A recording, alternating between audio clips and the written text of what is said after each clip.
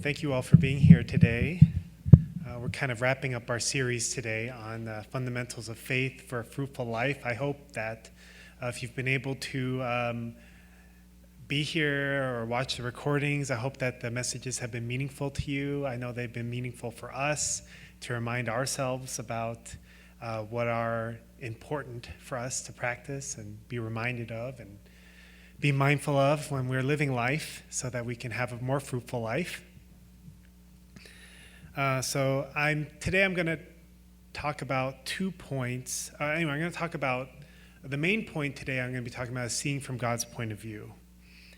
And we've given many messages on this in the past, but it's very difficult to put into practice this way of life and to actually see from God's point of view, because it's not exactly a formula or no one can really tell you, oh, this is what God wants you to do, or this is what God means by this situation. Nobody knows. I mean, we can make educated guesses, but none of us really knows for sure. So it's a little bit challenging. But I'm going to be talking about 2 points in this today, and the first one is where is it? Okay. Give God the benefit of the doubt. Okay. So in life, all kinds of things happen, right? We, maybe for the sake of generalization, I'm just going to say there's 2 general categories of things that happen in our life. Things that we like and things that we don't like. I know that's oversimplifying it, but you can kind of get the sense, right? Most things that happen in our life will fit in one of those 2 categories. And we tend to kind of automatically associate things that we like as being good things and things that we don't like as being bad things. So if something good happens in my life, I get a raise or a promotion at work, or I don't know, for me, if I have a really good steak at my father-in-law or a restaurant, I think that is a very good thing. I look forward to that, yeah. Catching up with an old friend. We have an old friend coming that's visiting us tonight we haven't seen in many years, so I'm really looking forward to that. I think it's a good thing. Maybe something simple like watching the newest episode of your favorite show. We see these as like good things. And bad things are what you would typically think of a bad thing. Getting into an argument. Maybe something not working out the way that we had wished. Getting criticized. Getting into a car accident. These are things that we typically think of as bad things. Things that we don't like, right? They inconvenience us. They force us to see that life doesn't always turn out the way that we would like it to. And in general, I think we try to fill our lives with only the things we like, with good things. And we try to avoid the things that we don't like, but that doesn't usually work out. It would be nice if we could only fill our lives with things that we liked and were good. So this week, earlier in the week, I was driving. I was really excited. I found something on Facebook Marketplace I really wanted to get. And I was driving to Golden to get it. And I was going through kind of like intersection. And the car was doing some really weird things. First of all, the airbag light turned on. And the brake light turned on. And the radio started restarting itself a couple times. And I'm like, this is, I can deal with a car where maybe the brakes aren't working right or something, or, running out of gas, or, I don't know, the air conditioning's not working. But like when the car starts doing weird things like that, then it's like, wow, what is going to happen here? So I did something that in retrospect probably wasn't the smartest thing to do. I'm sitting at an intersection at a red light, and I turned the car off. And I think to myself, well, maybe if I just turn the car back on again, it will give me a fresh start. But then in my to my, I don't know what the word is, like dismay, the car just wouldn't turn on again. And so I'm stuck there. I got a car in front of me, cars behind me, stuck at a red light, right? And I'm like, oh my gosh, I'm that guy now. I'm that guy everyone's gonna hate because they're stuck at the light. And they're like, what are you doing, you know? But I know enough about cars that I know that I don't have to just stay stuck there, right? Like I can put the car in neutral and I can push the car, right?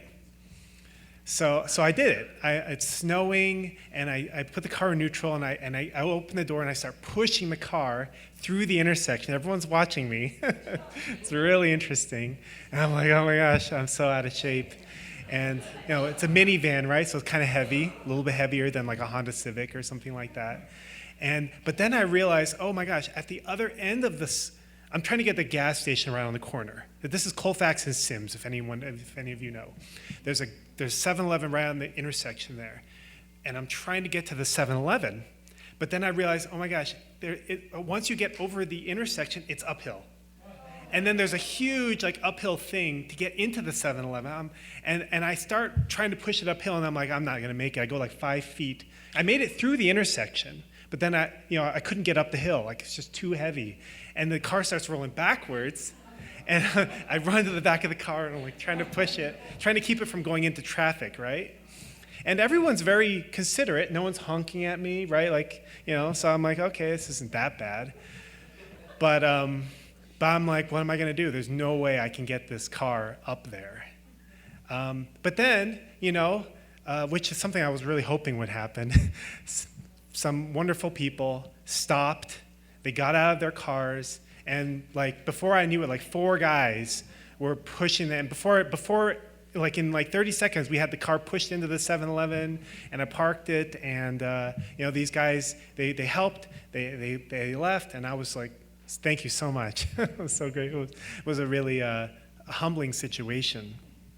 And in that kind of a situation, anyway.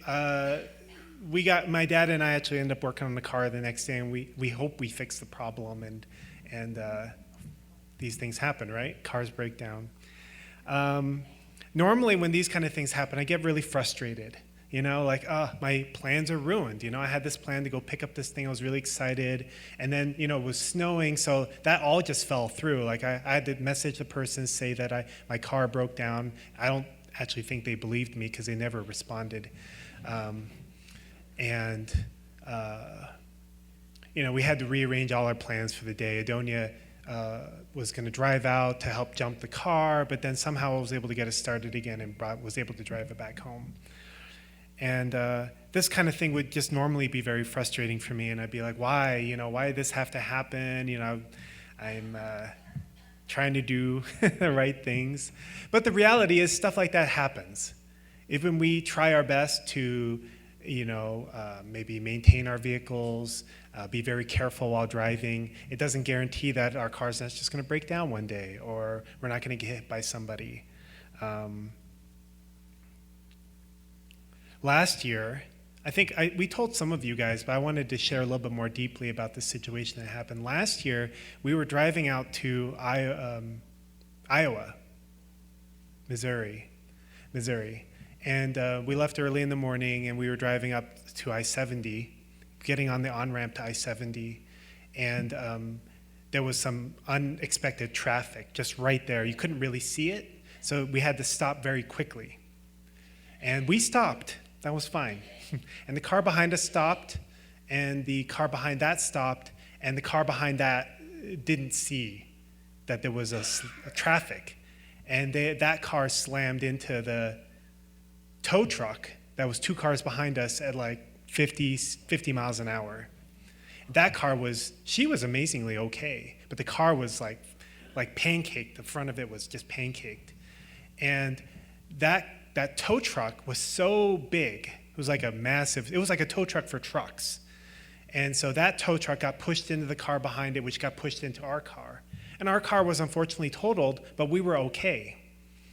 But sometimes I drive by that area, and my PTSD kind of kicks in, and I think to myself, What would have happened if that tow truck hadn't been there?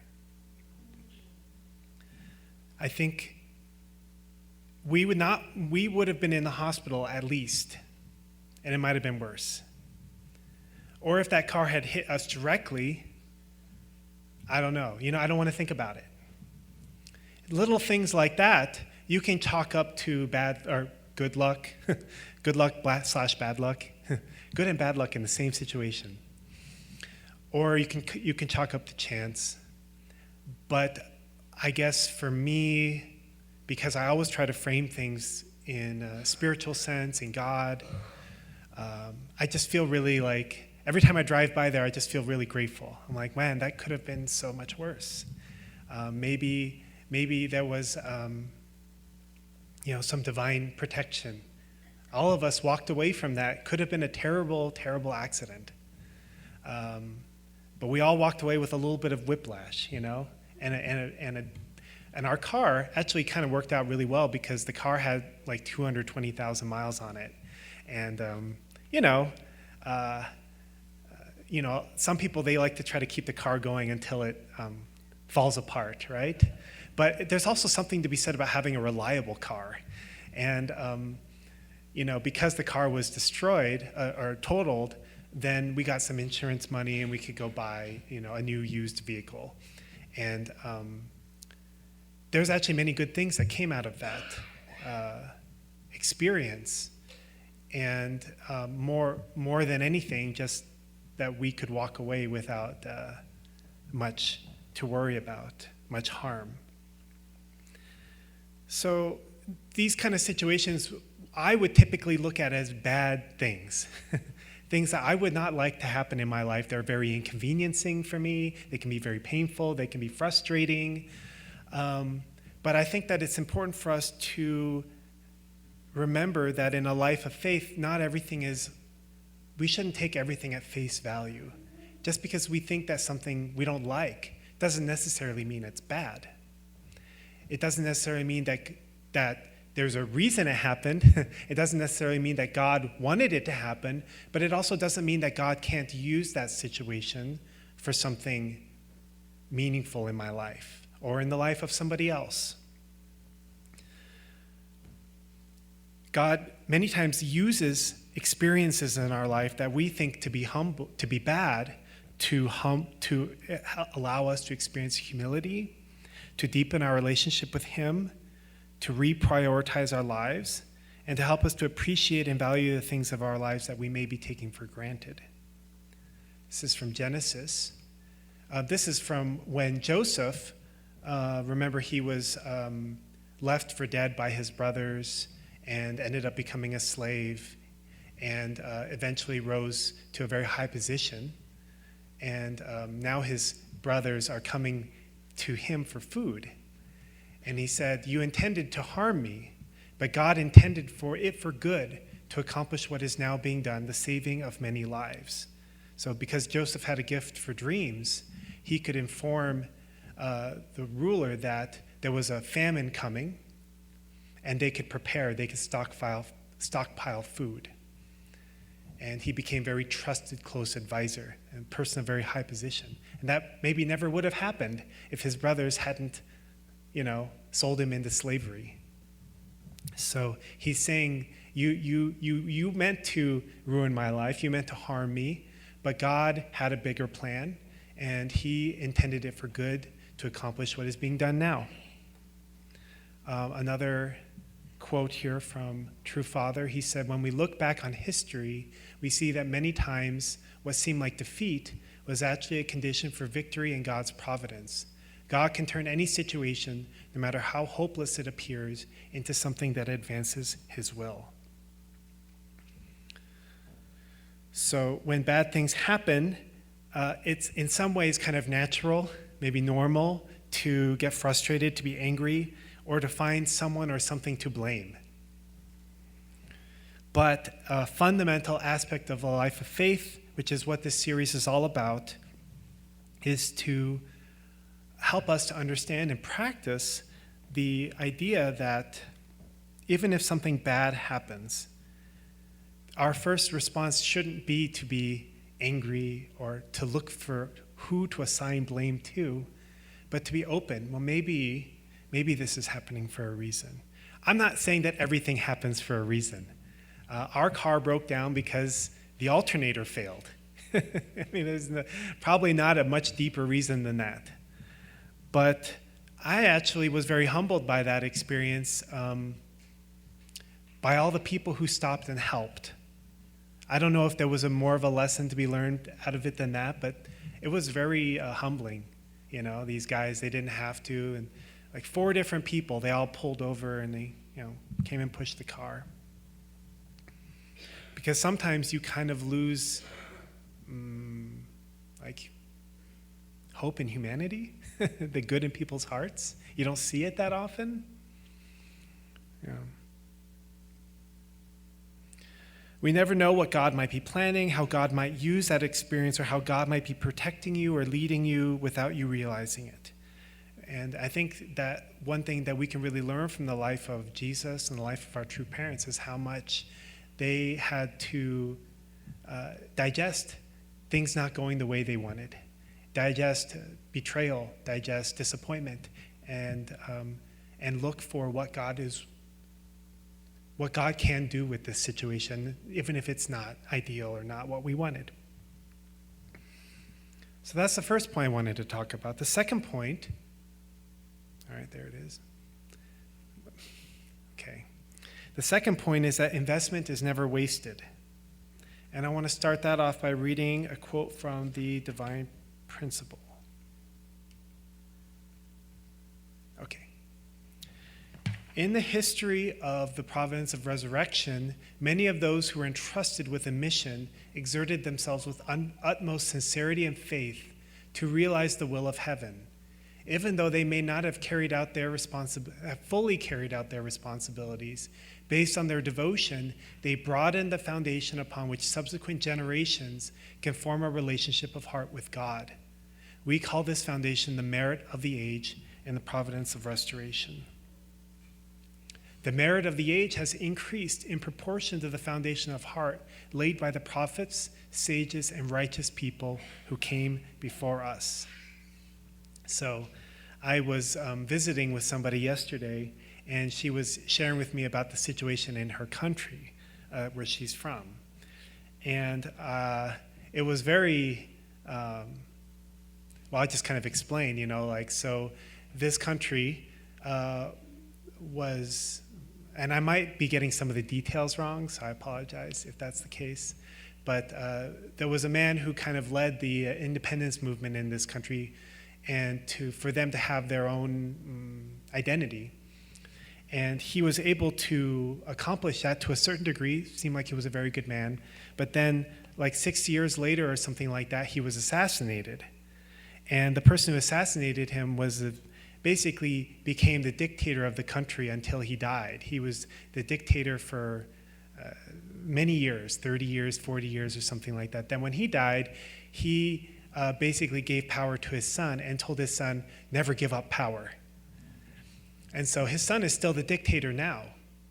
And this country is very rich in terms of resources, minerals, things that they can sell and export. But the country is so poor because this family, this monarchy or whatever, they just hoard all the resources for themselves. They use that money to fly all over the world in their private jets and give favors to other world leaders, and they buy mansions, and they hoard everything for themselves. And she said that, when the country that first colonized them came in, they built some roads and infrastructure and things. And she said that basically since then, the people who took over the country, these dictators, haven't done a thing. There's no money, there's no food, everyone's trying to leave the country because it's so miserable there. It's so corrupt. And if you try to speak up against the government, they will either shoot you, which they've done, or they will bribe you, one or the other. So people there have just become they gave up. What's the point? Nothing's ever going to change. And I told her, I was like, this sounds like North Korea. But it's not. It's a country in Africa. It's a little country in Africa. And, it was very, because we hear about North Korea, we hear about like communist China, we kind of expect things like that in those kind of places. But, to know that this exact same thing is happening in other countries of the world is really sad. And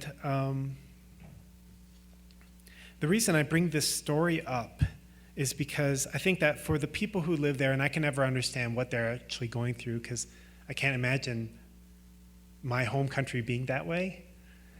But it's easy to kind of give up and just assume that things will never change and assume that just because somebody has all the power, all the money, that nothing can ever be done about it. And I mean, you shouldn't have to fear for your life to make change in your circumstances. But that's the situation these people are living in. But one of the things that the principle teaches us about spiritual laws is that eventually, someday, wrongs will be righted. I don't even know if that's the right way to say it, but things that are wrong, selfish deeds will be rewarded accordingly, and unselfish deeds will also be rewarded accordingly. So things will eventually be made right. This is from Corinthians. Remember this, whoever sows sparingly will also reap sparingly, and whoever sows generously will also reap generously. And Proverbs says that one person gives freely, yet gains even more. Another withholds unduly, but comes to poverty. A generous person will prosper. Whoever refreshes others will be refreshed. Also, one of the things that we understand, especially clearly from our true parents, but also from Jesus' life, is that just because someone does something good and is persecuted for it or they are criticized for it, doesn't mean that their efforts are in vain. It doesn't mean that their sacrifice won't have greater meaning. That's why the crucifixion is such a powerful condition. We talked about conditions a couple weeks ago. When Jesus willingly went to the cross for the sake of all humanity, that was an incredible condition that he made. That even today, 2,000 years later, anybody can tap into that reservoir of connecting with God's love and Jesus' sacrifice at that time and receive grace.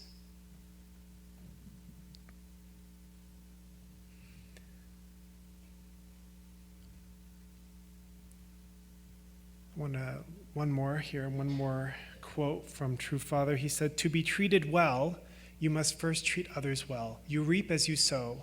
Sow evil to reap evil. Sow goodness to reap goodness. Your concern should be how to give and how to give well. As for the return to you, you must trust in God. He will take care of it." So, we see evil people in the world, or at least they seem to be pretty evil, and doing really selfish things, sacrificing their own citizens for the sake of their own well-being, putting my needs first before others. And, it never seems like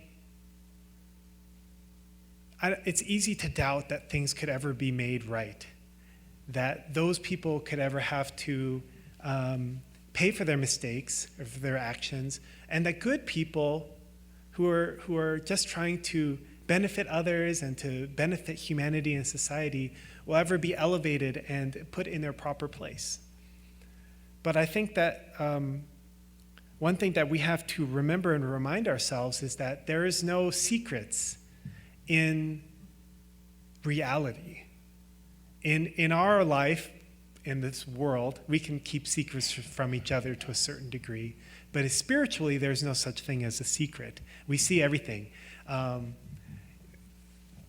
think Father said at one point that when we go to the spirit world, then we see everything. You don't need to be told a person's life. You just look at the person. You see everything that they experience in their life, all the feelings and emotions, and even your own life is kind of like played back in front of you, like a movie. This is also like people who've had near-death experiences, who've gone to the spirit world and have come back, have also said they had the same experience. They meet God or somebody representing God, and their life is like played back to them. But not just from their perspective, but like how it affected other people, and the effect that you had on people in your life is all recorded. It's all recorded there somewhere. So at some point, things have to be made right. But it doesn't necessarily mean that we may see the fruits of it. I mean, that's kind of the thing in the earlier verses, where it says, if you sow generously, you will reap generously. I mean, that sounds really great, but we also know that's not always the case, right? We don't always maybe get to see the benefits of the efforts that we invest into people. It doesn't mean that those benefits don't manifest, but we may not always experience them ourselves. But eventually all the wrongs have to be righted. And eventually people like these dictators and whatnot will have to confront the mistakes that they've made. At least that's the way I understand it. So that is, what I want to share about investment not being wasted. There's one last thing I wanted to talk about, or just kind of share. I don't know how many of you guys have seen this this person, Nick Vujicic. He's this guy, and that's his whole picture. That's him. He doesn't have any arms. He doesn't have any legs. And he, if you ever get a chance, like listen to some of his stuff or read some of his books, he's just a really inspirational person. You don't have to even read any of his stuff. Just look at his picture. You think to yourself, how could a person like that be happy? How could a person like that have a fulfilling life? In our concept of the way we live our life, and what would I do if I didn't have any arms or legs, it seems impossible. But he says, I have the blessing of bringing the message of hope and inspiration about my life, how God has changed my life from a life without limbs to a life without limits. And it's, when a person who's born with this can make a life where he chooses to be inspired and to inspire others, and he does, he speaks all over the world. It helps to give us some perspective that maybe a life, we all have our challenges, and I'm not going to be up here and minimize the challenges that you may be dealing with in your life, because they are real. Just because we're born with arms and legs doesn't mean that we don't have real issues that we're dealing with in our life. But sometimes it's really important to take a step back and look at people who have overcome a lot. Whether we're talking about martyrs, Jesus, our true parents, or somebody like this guy, it helps to put our life into a perspective. It helps us to recognize, my car breaks down in an intersection, I have to push it through. Maybe not that big of a deal. That's his family, by the way. Look at that. That's crazy. Yeah. I mean, I'm sure it's hard.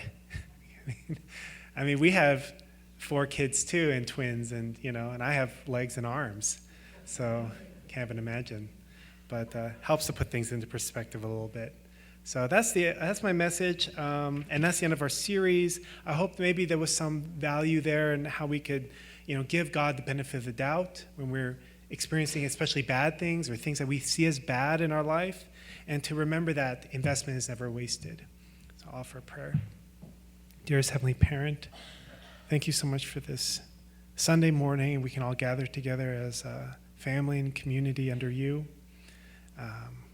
Really Heavenly Parent, want to express a gratitude, Heavenly Parent, for our lives, even though we may go through certain challenges and have obstacles that seem impossible to overcome at times. Heavenly Parent, we just pray for your strength and your wisdom and your heart, that we can overcome and that we can find gratitude. Heavenly Parent, we know that there is no real future or real hope in just being frustrated or just placing blame for the things that happen in our life, Heavenly Parent. We also know that if Jesus had done that, if our true parents had done that, if the martyrs had done that, Heavenly Parent, then they wouldn't have been able to claim the victories that we stand on today. We wouldn't have the benefit, Heavenly Parent, of their efforts, of their merit, Heavenly Parent. So in being grateful for them, Heavenly Parent, I hope that we can also find gratitude for our lives as well. I thank you, and I offer this prayer on behalf of all of us, Blessed Central families. Amen and Achu. Thank you.